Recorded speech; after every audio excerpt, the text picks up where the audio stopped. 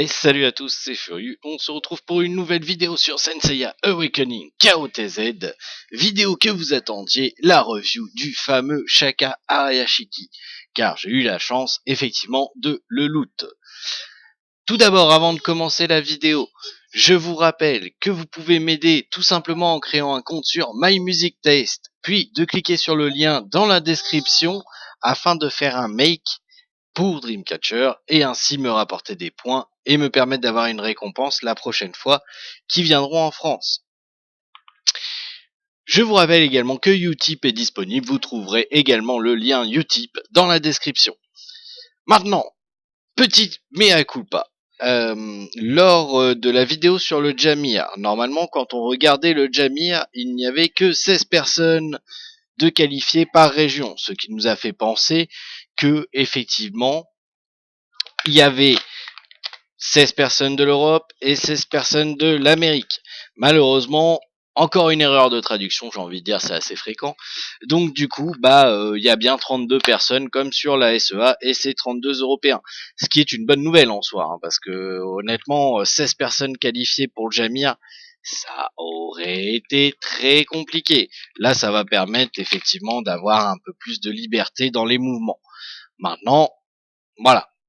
C'est encore une fois, il faut quand même être présent régulièrement et jouer énormément pour pouvoir être qualifié dans le Jamir. Sans oublier que, très important, la semaine avant le Jamir, il faudra faire du Galactic Duel. Sans ça, c'est foutu. Voilà. Donc maintenant, passons au vif du sujet. Le vif du sujet, c'est Shaka Arayashiki. Donc j'avais déjà fait une review sur la SEA, mais je me suis dit, on va la mettre à jour parce que de toute façon, peu de gens regardent les anciennes vidéos, faut se le dire. Alors, du coup, Shaka Arayashiki. Shaka Arayashiki, c'est un perso qui va être multi-cible, donc AOE, magique. C'est un perso qui est très rapide de base, et donc qui va jouer avant beaucoup de personnages. Maintenant, regardons un peu plus en détail ses skills. Namo inflige 80% de dégâts cosmiques à un ennemi. Lorsqu'il subit l'état Akala, les attaques de base sont remplacées par Amitaius, ce qui inflige 110% de dégâts cosmiques à tous les ennemis. Donc, en gros, après avoir utilisé Akala, Namo devient Amitaius, qui est une AOE de base qui ne coûte rien, et donc qui attaque tous les ennemis. Donc son attaque de base devient une AOE qui inflige quand même 110% au level 1, 150% au level 5. Donc c'est assez intéressant.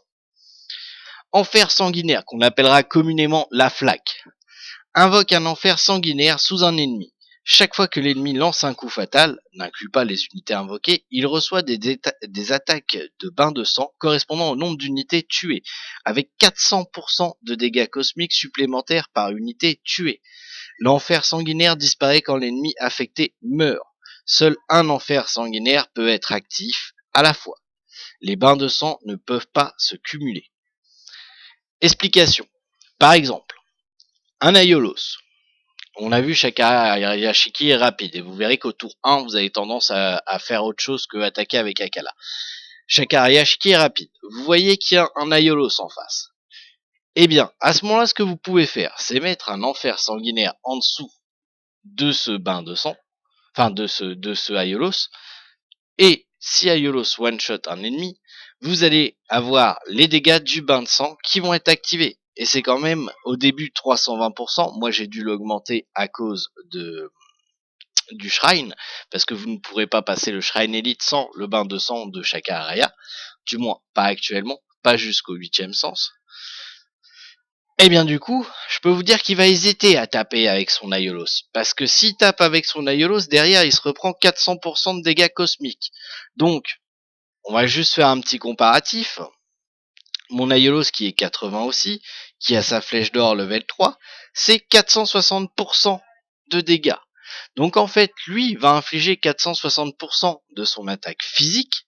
Son attaque physique qui a 2915 de base plus 2714. D'accord ? Mais en contrepartie, après avoir infligé ces dégâts-là, s'il tue l'adversaire, il va se retrouver avec 400% de 2854 plus 3691. Donc, niveau mathématique, je vous passerai le calcul. Mais en gros, il va se prendre quasiment autant de dommages, voire plus, que ce qu'il a infligé. Donc, il va hésiter à attaquer.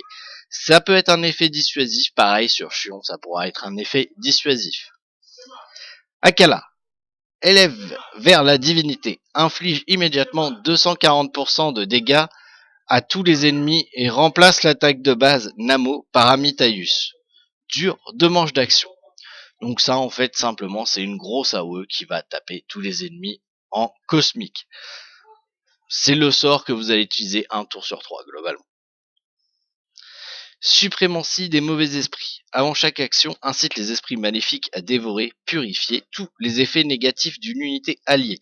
En priorité, l'unité avec le plus de cumul d'effets. Augmente de façon permanente l'attaque cosmique de 4% pour chaque ennemi dévoré. Ça se cumule jusqu'à 8 fois. Parce que moi, je l'ai au niveau 4. Au niveau 1, c'est 1% pour 5. Donc c'est pas très fort.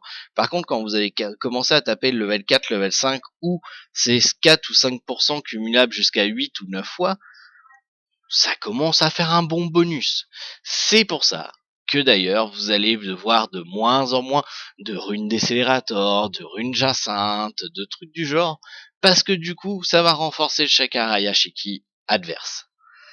Son 7ème sens, c'est la Kala, donc inutile de dire qu'il faut débloquer son 7ème sens, sinon Shakara Yashiki est un petit peu useless. Au niveau de l'ordre de priorité de up des skills, pour moi je up en priorité suprématie des mauvais esprits avec Akala en même temps. C'est-à-dire que là, par exemple, vous voyez, bon, oubliez l'enfer sanguinaire que j'ai dû monter à cause du shrine, il a fallu que je fasse 2 suprématie des mauvais esprits, 1 Akala. Ensuite, ça a fait 2 suprématie des mauvais esprits, 2 Akala.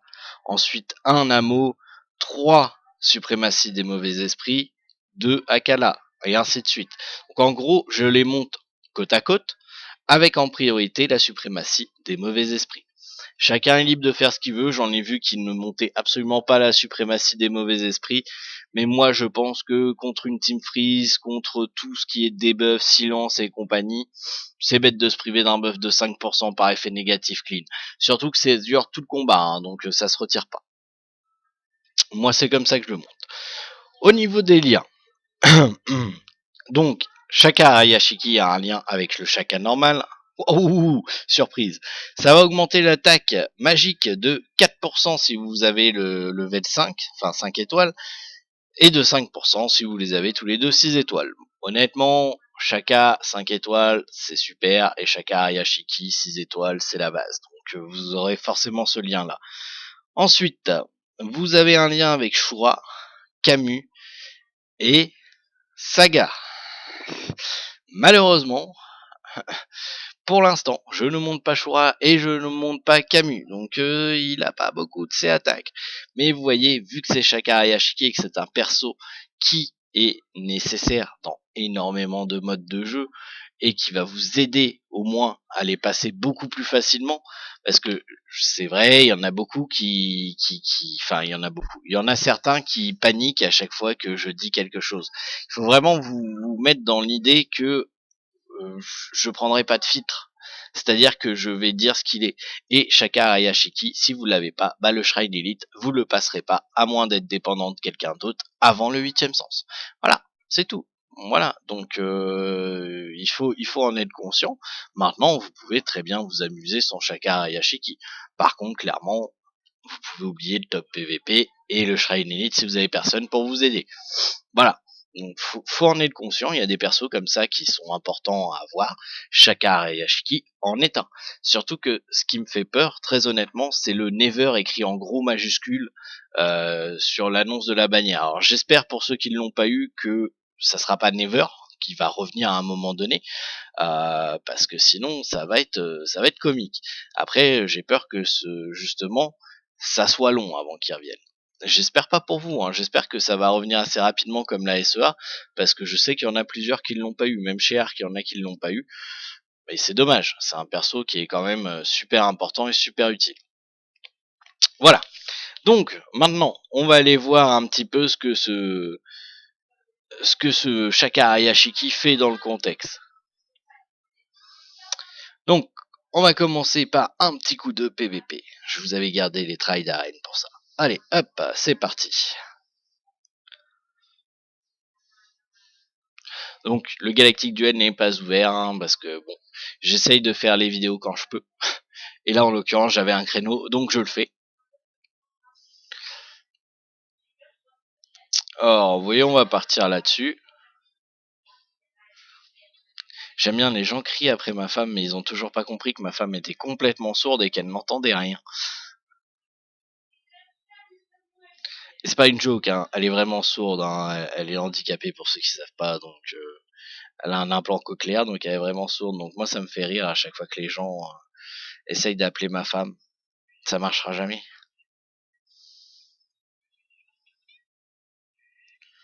Nickel. Alors là, c'est nickel, parfait. Ah oui, le debuff de Daidalos n'est pas cleanable.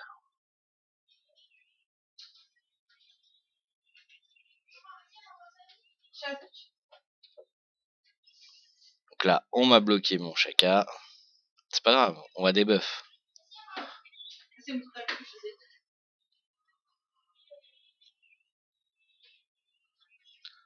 On va débloquer le debuff. On va débloquer ça. Voilà.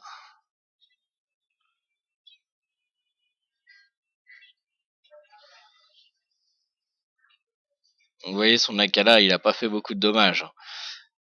Attendez de voir le mien qui va sortir.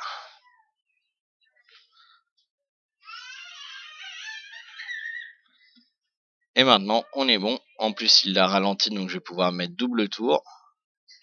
Regardez bien. Boum, 27 000. C'est autre chose. Hein. C'est autre chose. Et voilà, donc ça donne ça. Ça donne ça, un Shaka Hayashiki monté, donc ce qui est assez puissant. Hein. On a vu, le sien a pas fait beaucoup de dommages, hein, 7-8 000. Le mien a fait 26-27 000. Donc ça fait très très mal.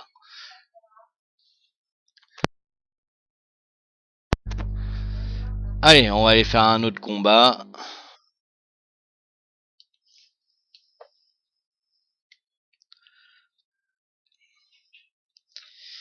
Alors, voyons voir ce qu'il en est.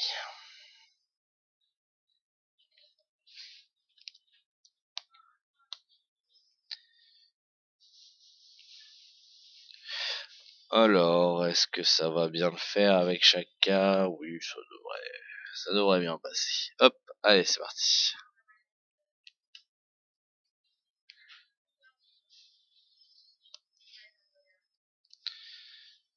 Alors, du coup, moi je joue avec Felina. Ah, c'est ça que j'ai oublié de vous montrer les runes.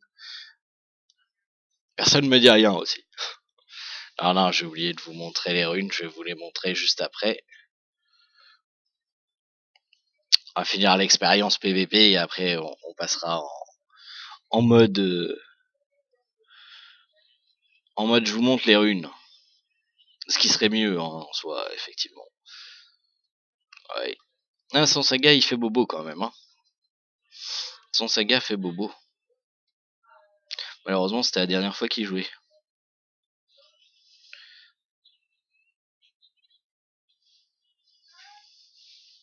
Et allez, on est parti sur du Akala. Et vu qu'il n'a aucun debuff, on peut aller là-dessus. Hop.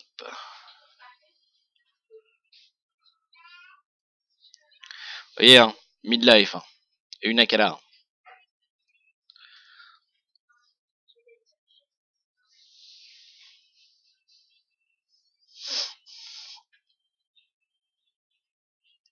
Et lui, son Riolos me one-shot pas. Tristesse.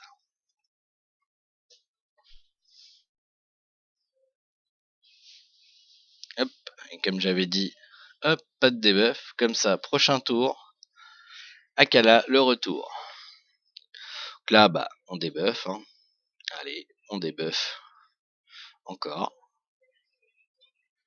Voilà.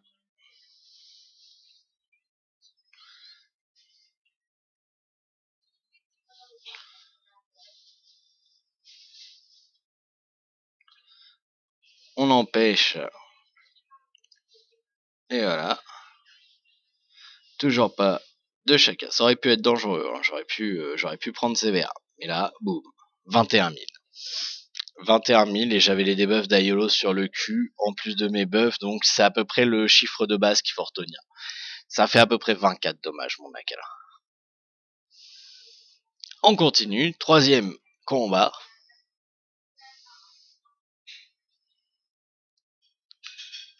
Donc le but c'est que moi le Shakaria je ne le joue pas T1. Vous voyez une équipe canon avec Shakaria et Saga.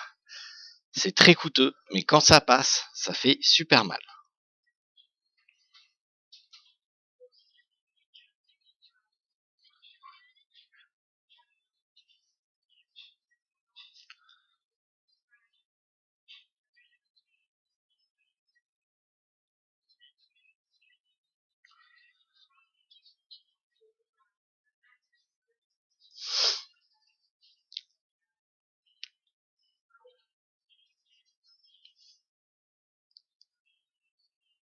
C'était un bon choix.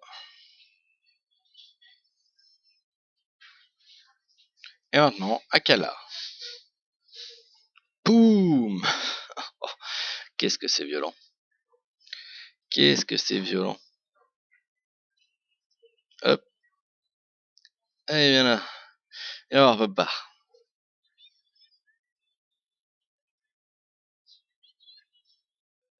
Le Akala en face, beaucoup moins puissant.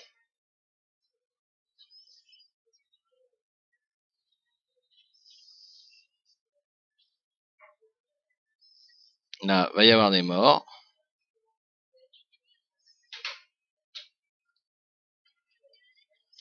On va finir le Shaka. Voilà. On va continuer avec le canon. Et de toute façon, vu la vie qui lui reste, il va mourir. Et voilà. C'est réglé. Donc oui, Shakaria Shiki est mort à cause de la flaque de sang. Vous avez pu voir, la flaque de sang n'est quand même pas à négliger quand vous l'avez sous les fesses. Mais il a fait le travail. Vous voyez à quel point c'est beaucoup plus facile. Vous pouvez vous permettre de bourriner comme un malade et ça va passer. Je finis juste mes combats en auto. Ah bah bien sûr ça marche pas. Et ben on va aller le tuer.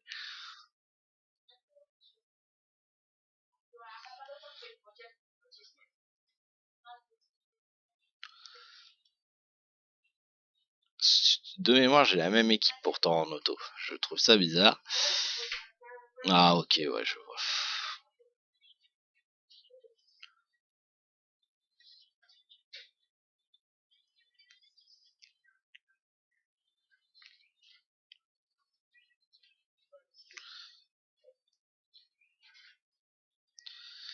Et voilà. Ah. Dommage, il n'y avait pas eu un seul proc de rock, sinon j'aurais pu, mais bon, tant pis.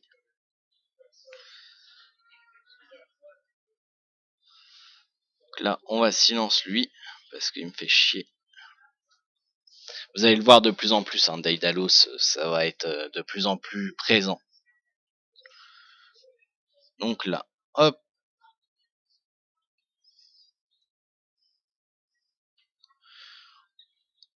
On va éviter de déblayer. Voilà.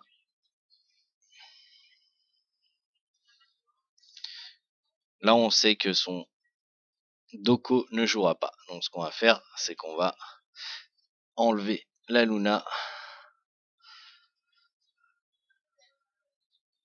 Hop.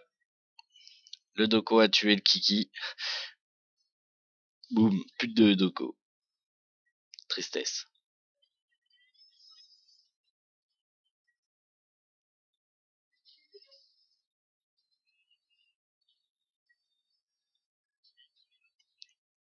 Là, c'est pour finir plus vite. Hein.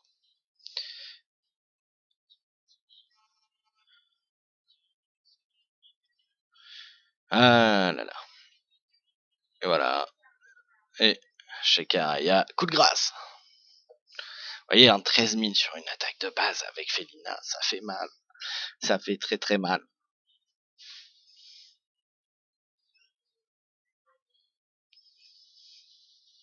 Hop, on ramasse les récompenses et on passe au Cosmo.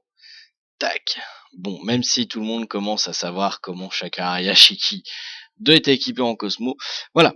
Donc, moi je suis parti sur du Rosaire, du Felina, du Colibri et du Tenacity qui sera à terme remplacé par du Floraison. Là pour le moment, je lui ai mis du Tenacité. Pourquoi? Parce que les 3 runes Tenacité que j'ai ont un bonus de speed. Et sur Shaka Hayashiki, vous allez rechercher 3 substats. Le C-Attack, le C-Damage et le Speed. Donc si vous avez une rune, soit Rosaire, soit Colibri, soit Felina, soit Floraison, avec ces 3 substats là, gardez-la précieusement parce que c'est une bonne rune. Moi vous voyez, j'ai eu une C-Attack, une vitesse, mais pas de C-Damage. Là j'ai eu une C-Attack tout court. Là j'ai eu une C-Attack, une C-Damage, mais pas de vitesse. Là j'ai eu une C-Attack, une C-Damage, avec de la résistance statut, ça peut être bien, mais c'est mieux d'avoir de la vitesse. C-Attack, C-Damage, et C-Damage, C-Damage. Donc voilà, j'ai malheureusement pas eu une rune parfaite. Et là, c'est attaque, vitesse, vitesse et vitesse. C'est dur, hein, c'est compliqué d'avoir la rune parfaite. Ça demande beaucoup de farm, beaucoup d'endurance ou d'être très chanceux, hein, au choix. Mais pour moi, voilà, Shaka Hayashiki, c'est ce set là pour le moment qui est viable. On verra par la suite quand les nouvelles runes sortiront, hein, bien entendu, quand le Knowing va sortir ou quand le Whirlwind va sortir. Ça sera des runes qui seront très très bonnes pour Shaka Hayashiki, mais pour le moment, elles ne sont pas sorties. Donc, pour moi, c'est le meilleur build actuel pour Shaka Hayashiki. Voilà. Il faut pas oublier que le Vulcan Chain, vous allez l'utiliser une fois, après les 40% marcheront plus. Tandis que le Felina, ça va être viable sur Akala, mais aussi sur les attaques derrière. Vous n'allez pas avoir le bonus sur la première attaque parce que vous allez utiliser Akala, mais sur la deuxième, vous allez l'avoir. Donc c'est viable. Voilà, pour moi, Felina est plus intéressant. Whirlwind sera intéressant si vous voulez jouer au tour 1, mais pour l'instant, la rune n'est pas sortie, donc on en reparlera en temps voulu. Voilà, donc pour moi, c'est comme ça qu'il faut que vous le runiez, le Shaka Hayashiki. Maintenant, allons voir un petit coup comment ça se passe en PvE. Alors, qu'est-ce qu'on va faire? On va faire le Shrine, hein, c'est le Shrine Elite, c'est le truc actuel. Alors par contre, j'ai pu... Oh, vous avez rien vu. Hop. Non, non, non, vite. Alors je préfère farm tout seul, hein, le Shrine Elite, parce que mon jeu misère, c'est compliqué. Parce que, comme je l'ai expliqué, même si je vais vous le passer, et si vous le passez, ça veut pas dire que vous allez le passer en auto après.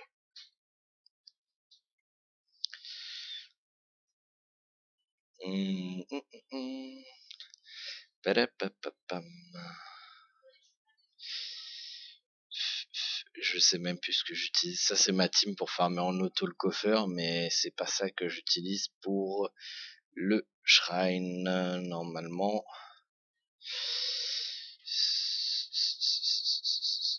Et là, j'ai un trou. Et là, j'ai un trou de mémoire.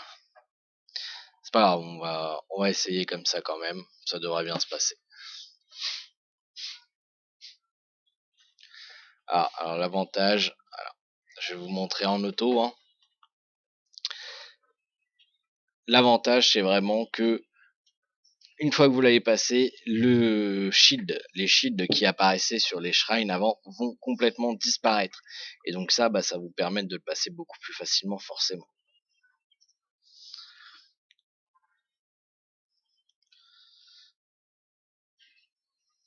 Un petit coup de glaçon, c'est pas grave, chacun.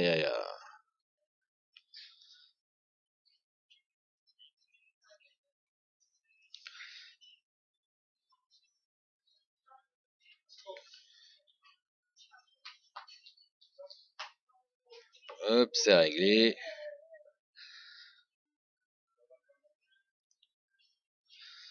Là, on va se prendre un moins Kala, des familles, et voilà. Hop. Vous voyez, une team qui passe très bien en auto. Et Shaka Araya, de par son clean et ses attaques, ça clean tous les debuffs Donc ça renforce sa puissance et ça va vous empêcher de prendre des dégâts de feu, etc. Donc honnêtement, Shakara Yashiki va vous servir dans la technique du Shrine Elite, que je ferai une vidéo sur le Shrine Elite, la technique spéciale, euh, demain ou après-demain, je sais pas, quand j'aurai le temps.